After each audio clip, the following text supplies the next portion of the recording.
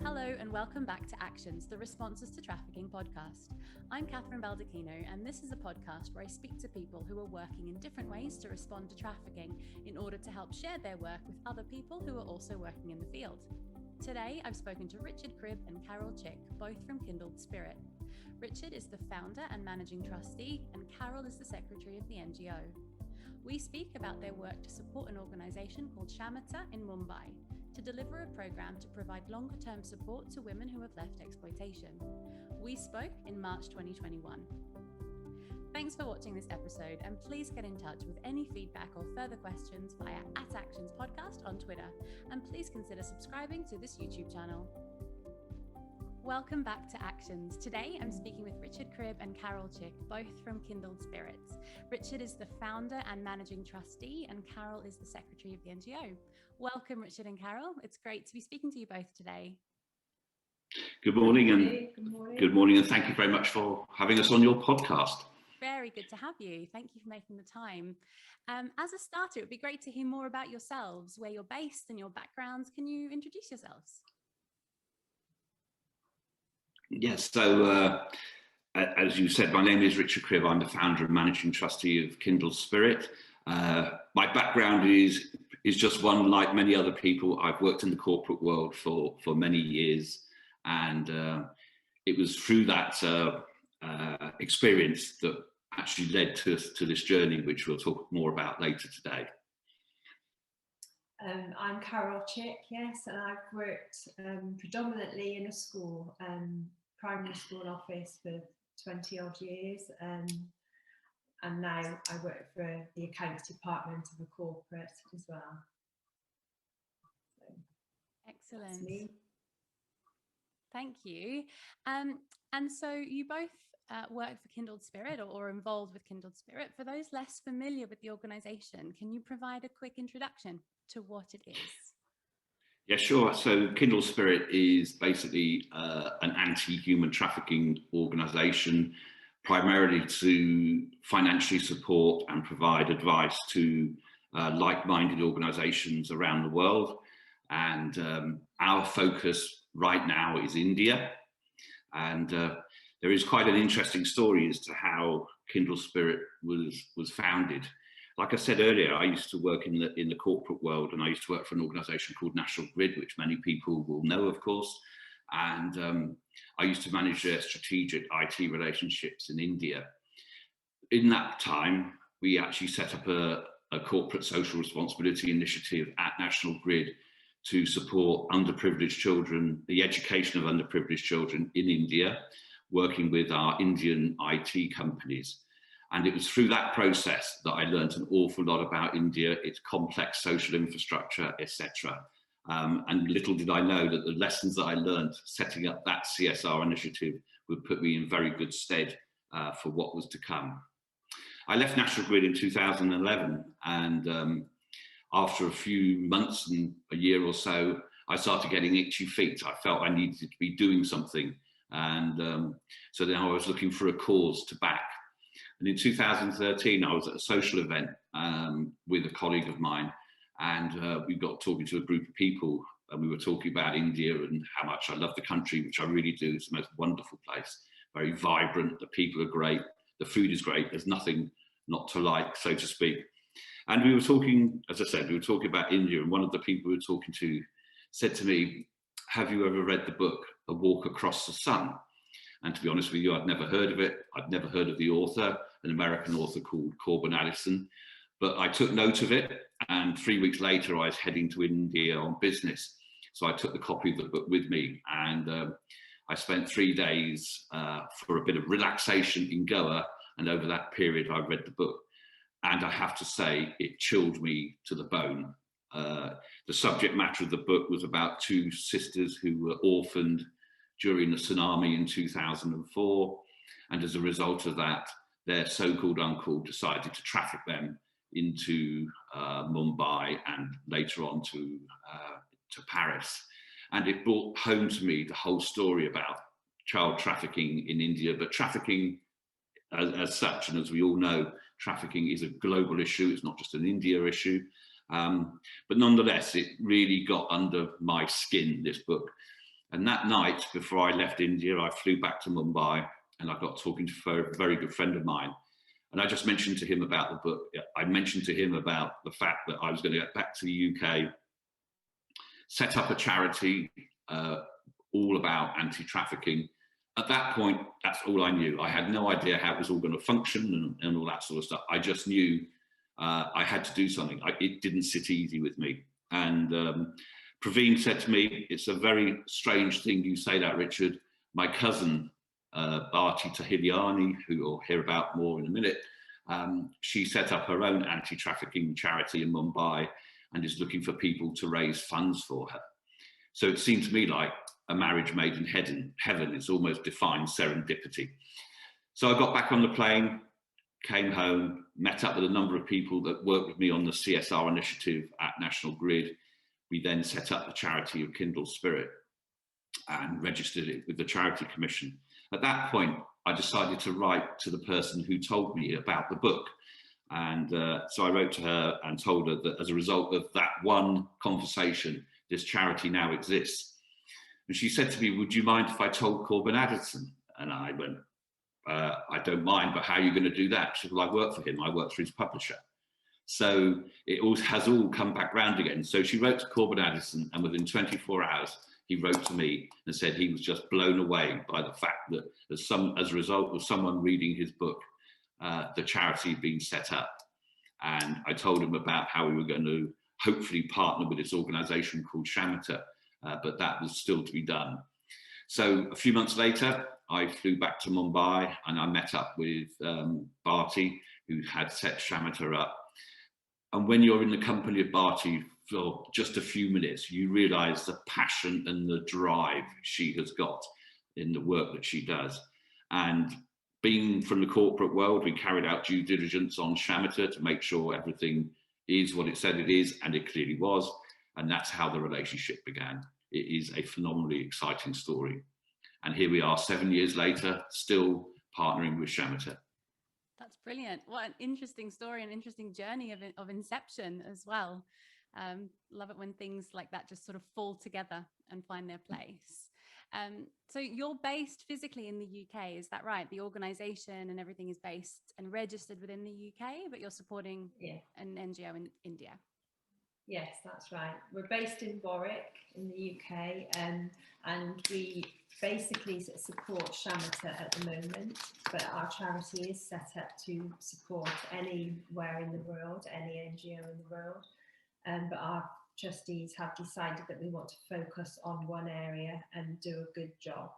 So, which is why we've stuck with Kshamata for the moment, and we probably will be for the next 2 or 3 years at least.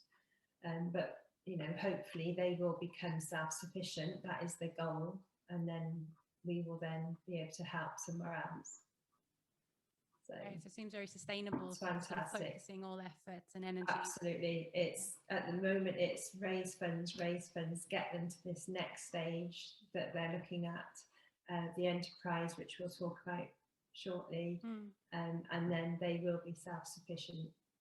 And it really is an incredible thing to be part of. Really sounds like it. It really so is. Focusing just for a minute on the UK, what are the activities that you do run from here then? Okay, so we've had a number of fundraising initiatives, mostly or predominantly they've been charity dinners, which have been attended by large corporates, Wipro, National Grid, Capgemini, Tata Consultancy Services, Tata, big brand in India. All sorts of companies have come along and support, and lots of individuals as well. And that's been a good fundraising goal of ours. And then we've also had people doing sponsored events, which has raised various amounts of money. We've been involved with James Ketchell. I don't know if you've ever heard of him. He's a global adventurer, and he did a round the world trip on a gyrocopter, and he named the gyrocopter Kindled Spirit and raised funds for us as well. So we've had a number of ways of raising money, but it's also about raising awareness as well.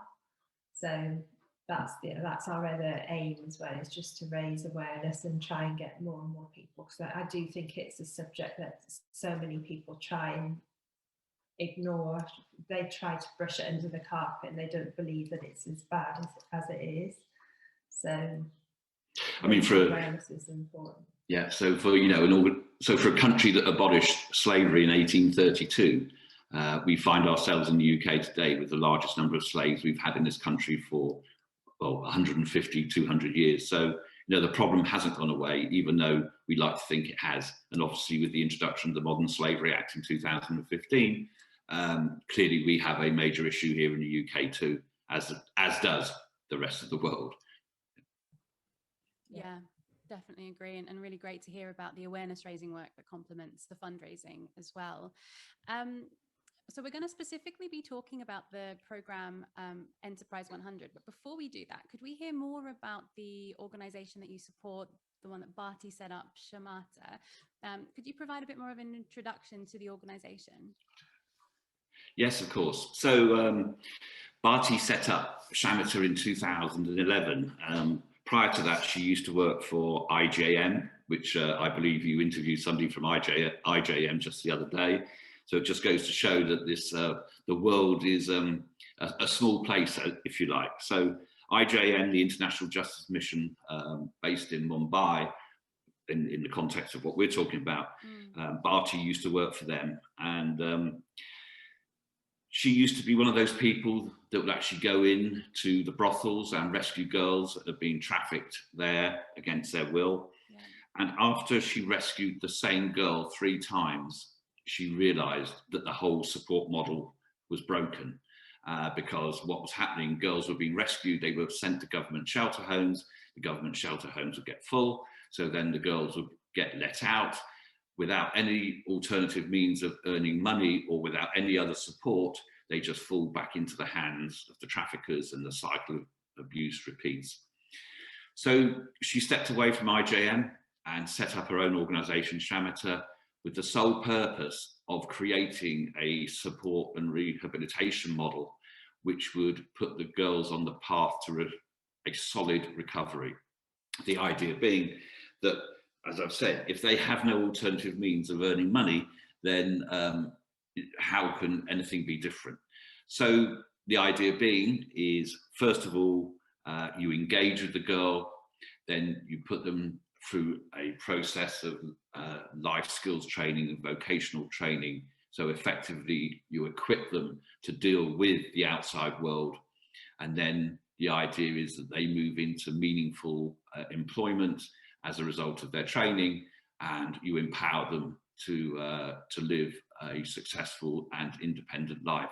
So it's known as the 3-stage model. It is engage, which is all about mentoring and counselling and making sure that the frustrations, the anger that they feel at the time of being rescued, because clearly these girls have been through huge traumas. So there's this very caring approach to the start of the rehabilitation program. It then moves on to the equipping, which is all about, as I say, vocational training and job readiness training, of which the social enterprise is now an integral part of that. We'll come back onto that later. And then the final bit is the empowering of self-sufficiency, moving into flat shares with other girls that have been through the same trauma, so they can support each stage model. And it's proved hugely successful over the years. And to date, more than 850 girls have been through that process. And, many of them gone on to lead wonderfully successful, fulfilling lives. So that's how it all started. And for us then, we were looking for someone to partner in Mumbai, and through that chance dinner in Mumbai back in 2013, this is how we came across Kshamata. So they were based, when we first met them, they were based in a small unit in the suburbs of Mumbai, and a very small building, a really one-story building, which could accommodate roughly 10 girls. And with that, they had a kitchen, and that was just about it. And, there was an ambition to grow. And this is where we came in terms of helping Kshamata set themselves up financially primarily, because obviously they've got skills in terms of looking after the girls and mentoring the girls, whereas we can help in terms of the fundraising. But they needed to know that there was going to be sufficient funds to enable them to expand. Otherwise, you just get yourself into a terrible financial situation. So over the first few years, as Carole said, you know, we were raising money through fundraising dinners. We were able to build up enough funds for Kshamata to make the next step. So in 2018, they moved from a one-story building to what is quite a substantial four-story building, again in the suburbs of Mumbai. But this has absolutely opened up opportunities for significantly more girls. And from that, they run their social enterprise initiative, which we'll touch on later. And it is a step change that we couldn't have imagined back in 2014, but it's been a phenomenal step change, and therefore the number of girls that have benefited, you know, has increased significantly. Yeah, absolutely. So interesting, and the journey of that organization as well is really fascinating. So you mentioned something about the experience of these women when they first are taken out of these situations of exploitation, and you mentioned anger. What is it like for people when they first sort of taken out of these situations of exploitation? What kind of issues are people showing when they first encounter the organisation? Well, I think, well, when they first come to Kshamata, they've usually been into the government care homes first. So most of the girls that come to Kshamata have been rescued and gone into government homes first. So they've had the initial month or so there, and then because the government homes get too full, the girls then move on to Kshamata, which rather than being let out onto the streets, they can then give them support right through until they can be self-supported. Absolutely, and that really evidences just how important this longer term support and aftercare is, and that it needs to be as long and as necessary for each individual person, but then the potential for that is quite incredible once it's done properly and well. Absolutely, yeah. That's absolutely right. And so when we look at the three-stage model, the engage, equip, empower, there is no set time limit to that. At the end of the day, each girl is different. Each girl has their own needs. And so Kshamata will put a time frame of something around 15 to 18 months. It would typically take to go through that process. If it takes a little longer, then so be it. And the support does go beyond the centre, because once the girls move into their individual shared accommodation, like 2 or 3 of them may share a flat and be financially self-sufficient, the support is still there underlying from Kshamata. If they have any issues, problems, if they get worried about anything, they can always go back for support. So it is a very gradual tail off towards the end and the final stages, rather than a sharp, that's it, you're on your own. So they never feel completely let go of, so to speak. They consider Kshamata as their family. Can I just ask a clarification about the age group of the women that are being supported? Are they children? Are they under 18 when they access the organisation, or are they adult women when they access support? They're adult women because the laws in India dictate that. That's not to say that.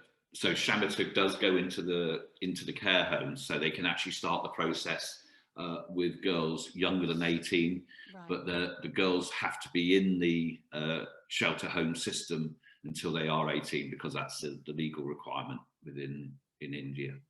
Okay. So they're by in the time the government. They move into the safe house, they are adults. 18. Yes, that's right. Yes. But as Richard said, the Kshamata support model is taught within the residential centre, but also they reach out to the government homes, and that's why they've been able to reach out to so many girls, because they're giving the counselling and the vocational training to the girls in the government homes as well. So they do reach out to support the girls in those other areas as well. It's just that the ones that are residential need to be 18. So the city of Mumbai is in the state of Maharashtra in India. and the Maharashtra state government regard Kshamata as an NGO of choice to go into the care homes and actually start counselling and working with the girls to set them on the road to rehabilitation. And that came about 4 years ago. And this, I think, just demonstrates the, how can I put it, the gravitas that Kshamata have grown over the last few years. When we consider they only existed at the back end of 2011, and here they are 10 years on, and now regarded as one of the leading lights of the anti-trafficking movement in Mumbai. Because as you say, some girls will be more affected than others, and so the girls that have had the vocational training and the counselling from Kshamata within the government homes, some of those will have recovered enough to have then gone on and just take the world on, so to speak, at that age when they leave at 18, whereas some others wouldn't be yet ready, which is why they then go into the residential. So I think the support model that Bharti has set up, which, as Richard said, is recognised by the government homes, is doing huge amounts of work prior to 18. You know, it's helping a lot of people before they even get to Kshamata in terms of residential. Yeah, that makes sense. Okay, so could we move on to the Enterprise 100 project, so the specific program that you're starting, I believe, in 2021, is that right? That's correct. So, as you said, with the three-stage model, we've got the engage, equip, empower. The social enterprise initiative set up by Kshamata, it's called Shamita Unlimited, was set up to form part of that rehabilitation program. So it's part of the equip section of the program. The reason being is, as Carole said, you know, the girls leave home young and haven't been taught various life skills aspects. And as we all know, when you want to get a job, you actually have to be able to demonstrate certain skills and abilities. And this was clearly lacking in a lot of girls, or the vast majority of them. So they set up Shamita Unlimited to start bringing girls into a work type environment, a safe environment. And you mentioned earlier, Kathryn, about there will always be some girls that will probably never make it in terms of moving into the outside world. This is part of what Enterprise 100 is about. We'll come back to that in a minute. But the idea being that these girls are taught what is called a job readiness program, how to behave in the workplace. You've got to turn up on time. If you're there to make a particular thing, then you've got to make it to the right quality. You've got to make it to the right time. So the quality of the goods that Kshamata make as part of Shamita Unlimited is excellent. So what they find now is that they've got third-party organisations ringing them up, asking orders for them to make things. And that could be as simple, I say as simple as, I don't know, I've never sewed a sequin on a shirt, but it could be sewing sequins on a shirt. It could be making jewellery, sort of eco-friendly jewellery, which they do. And obviously more recently, one of the big things they've been doing recently is making COVID-19 masks. But these COVID-19 masks are made of such quality, there is a huge demand for them. The whole point of it, though, isn't around making all of that. That's not what it was set out to do. It was set out to do was to make sure the girls understood how to behave in the workplace and all the disciplines that you need to be successful in that workplace. It soon became clear that actually with the quality of the goods that they were making, that this could become something more than just part of the rehabilitation program. It will always be that, but it could also be something else. So when they moved to their 4-story building, they scaled up Shamita Unlimited and started selling the products out in the marketplace. And as a result of that, they are a non-for-profit, but nonetheless, it was bringing money in. So the thought with ourselves and with Bharti was, if we scale up again, then maybe we can get to a point where the funds that have been generated by Shamita Unlimited go a very long way, if not go all the way, to actually fund the NGO side of the organisation. So the idea is that, that we will identify a building, which has now been done. That building will be refurbished to make it safe and a nice place to work, then move all the existing social enterprise initiatives over to that building and expand them. So far more sewing machines, far more jewelry making ability, and then add in a new one, which is all high-tech stuff, which is around 3D printing. So already some of the girls working with another UK-based social enterprise, already operating in Mumbai, girls are taught how to use computer-aided design software, which is all the high-tech stuff. 3D printing is what's in vogue at the moment. So as part of Enterprise 100, 3D printing will become just another part of that initiative. So the idea being is that you can scale up, and at any one time there'll be 100 girls going through the enterprise, with the end game of the vast majority of those leaving the organization and going to work in the ordinary external marketplace. But going back to the point made earlier, there will always be some girls that just couldn't cope with that prospect of going into the external market. So they will become permanent employees of Shamita Unlimited, and that provides them with a degree of independence and self-reliance, but without the trauma of having to go into the market. So it is something they've done before, because they scaled from the single-story building to the 4-story building, and it's something we want to do again. But this is another of the game changers. If we can get this program funded and implemented, then this will be a massive change for Shamita and for the girls, because 100 girls at any one time going through that social enterprise is fantastic. It will just run into multiple thousands, over the years. So we are so excited. We are so looking forward to making it happen.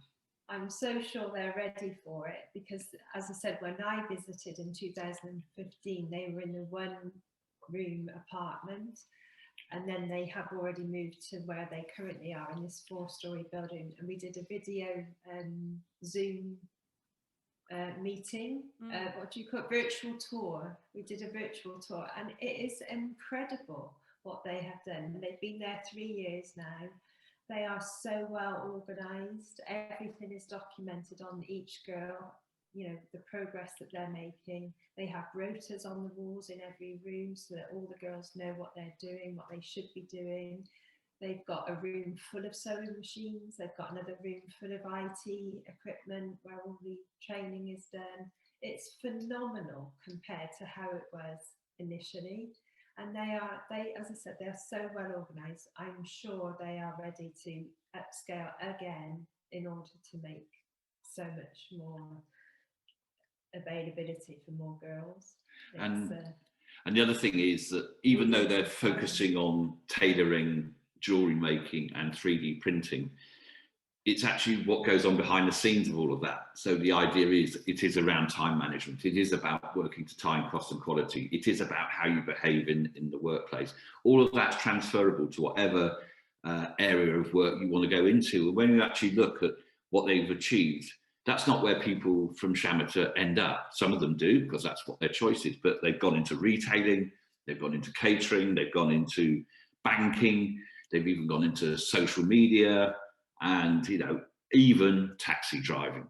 So it is quite a range of vocations that the girls choose, and it really does open up phenomenal opportunities for them. Yeah, teaching English is also quite high on the list, which also that helps their options of getting better quality jobs and things and higher salaries. So and a lot of just general IT training, which obviously is required for virtually every job these days. So they do get a wide range of trainings. Yeah, they're working with one. They're working with one. I would call it a 5-star hotel chain, where some of the girls go off and work in the office behind the scenes as an introduction to what life would be like in an office, and then the skills that they're going to learn there They can either stay in the hotel business or they could go off and work in another office somewhere else in the city. But it's not the pigeonholing of people just sewing. There, it is a route to something much greater than that. And I'm so glad you've mentioned that, because that's exactly what I was going to ask. Because I think some criticism of some programs is that it kind of pigeonholes, especially women leaving exploitation, into these sorts of industries. But something I've really seen a lot through the reports and the website is that the focus really is on tailoring support to women's individual interests and helping them on that pathway. And it's more about the skills and the transferability of those skills that they learn from these programs. It's not scheduling that they will always then end up in the garment industry, for example. No, absolutely not. Like I said, that they do have a room with all the IT equipment, which will teach them IT, which, as I said, they need for all jobs. English, very much so. They're definitely. There's no pigeonholing. That's the key. No. Yeah. It is life skills. Life skills, and which you need general life skills from any job, and they are encouraged to go. And they're helped, actually. They help them find jobs. So that is part of the end process, is to actually find work for all the girls. And it certainly isn't all about sewing and tailoring, definitely not. That's where it started off. And they use that also as part of the counselling process as well anyway. It's a means of how they make the girls have a sense of worth and achievement, and art. They use art as well as part of the counselling. They express themselves through art to get their anger out of them in the early stages, and the stairwells are full of all this art that the girls have done. It's fabulous. So they do have a wide range of skills, and as I said, most of the training and the skills that they are given are done as part of the rehabilitation program to actually bring the girls back and give them the confidence and sense of achievement and things like that, to empower them to have self-worth. Yeah. So. And on a practical level, how does it operate? How many hours a day or a week would women in the program spend doing these activities? Are they paid for their time? Are they taught about sort of acceptable levels of conditions in a workplace? How does it work on a daily basis? Yeah, so I think they spend about 4 hours a day working, if you like, and it's very much a earn as you learn process, because the idea being is you want to get them used to it's get used to what it's like in the real world. So part of the Enterprise 100 funding is all about paying the stipend for the girls to make sure that they are paid for the work that they do. But as it's part of the rehabilitation program, it certainly isn't an 8 hours a day operation. It literally is, something around 4 hours a day, because it's part of something else that needs to be done on that particular day. And yes, so they do earn, and it's what makes it work. Because when you actually go around there, when you see them, when you do the virtual tours that Carole mentioned, you can see how engaged the girls are in what they're doing. They clearly, you can't hide that stuff. You can't mask it. You can just see it on the expression on their face. They are loving what they are doing. And they do see this as a route out, breaking the poverty and abuse cycle. And it really just gives them something to live for. And they're proud of what they've achieved. We saw the rooms where they've made bags and they've made various things, and it's all hanging up, and they were really proud of what they've made. So as I said, it gives them that sense of achievement, of self-worth. So they actually had an order from a US designer shop and I won't mention the name, but basically they were embroidering T-shirts for this organization. And the very fact that it was a designer brand, it wasn't just a brand, it was a designer brand. So that really had to demonstrate the quality of the work that they do. And that's just gone on and on. There's a large corporate in India who's actually asked Kshamata to train their own social initiative as part of their CSR program themselves, they run a social enterprise initiative, and they were so blown away by the organisation and quality of Shamita Unlimited that they've asked them to go into that organisation and train their own people to how to run a social enterprise program. And I think that just goes back to that word gravitas I used before. It really just demonstrates how Shamita has grown as a result of, you know, support from ourselves and Kindled Spirit, but also similar organisation, one particular one in Australia. So, you know, it's that external support that the likes of Kindled Spirit has given Shamita the confidence to grow, and they have done a lot of phenomenal work themselves. But between us all, we've actually managed to get there, and we just want to take one major step forward again, which is the Enterprise 100 project. And if we can get that funded and implemented, game changer number 2. Absolutely. And what is the target on that program in terms of amount of funding that you'd like to reach? In round figures, it's £130,000. Okay. It's about $180,000. So we're using a variety of ways of funding that. You know, at the end of the day, you can't expect one person to write a check. That would be nice. There are people that could do that, but you don't often come across them, do you? So we'll be using a variety of ways, and also that will be done in India too. So what we will be doing is we're using an organisation called Manch, which is a relatively new fundraising platform that puts charities and projects such as us in touch with like-minded philanthropists. So if that particular philanthropist is interested in anti-trafficking, then they can see our project sitting on the Manch platform. And, you know, it's almost like a Match.com scenario, isn't it? You can actually match up the project with the philanthropist. And so our project went live on that platform yesterday. So we're very excited about that. We've got one of our colleagues is actually running the Brighton Marathon in September. So, and there will be other people that do things like that. So his name is Ian Hucker. He has got a funding page on Just Giving. And we already have our donation page on our website, and we'll be doing what charities are good at, which is writing to like-minded trusts and foundations to see if they can contribute to the project. And a similar activity will be happening in India. There's a fundraising platform in India called Give India, so the Enterprise 100 project will be launched on that too.